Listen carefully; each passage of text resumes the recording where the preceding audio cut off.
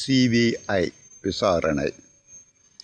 பார்த்தீங்களா, பழமொழி ஒன்று இருக்குது, தர்மம் வாழ்வதனை சூதுகவும் மீண்டும் தர்மமே வெல்லம். மகாபாரதம். ஒருத்தன் வளர்ச்சி அடைகிறான்னா அந்த வளர்ச்சி மற்றவனுக்கு பொறாமையாக இருக்கும். அழுக்காறு என்றால் அடுத்தவனுடைய வளர்ச்சியை கண்டு பொறாமைப்படுதல். மகாபாரதத்தில் அப்படி தான். இவனை பெரிய ஆளாயிட்டானுவான் தர்மர் குடும்பம் 5 பேர். இது பிடிக்கல துரியோதனனுக்கு. என்னென்னமோ தீ வச்சான், கொளுத்த நினச்சான். 5 பேரையும் வச்சு கொளுத்த நினச்சான், தப்பிச்சிட்டானுங்க. பிறகு துரியோதனன் அழிஞ்சு போனான். வரலாறு தெரியும் மகாபாரதம். இப்போ அதே மாதிரி தான். என்ன, இவங்க ஒன்று செய்ய நினச்சாங்க, என்ன கூட்டத்தை எப்படியாச்சும் கலைச்சிடணும், இனிமேல் கூட்டம் கூடக்கூடாதுன்னு நினச்சாங்க. அது விபரீதமாக முடிச்சிடுச்சு. புரியுதுங்களா?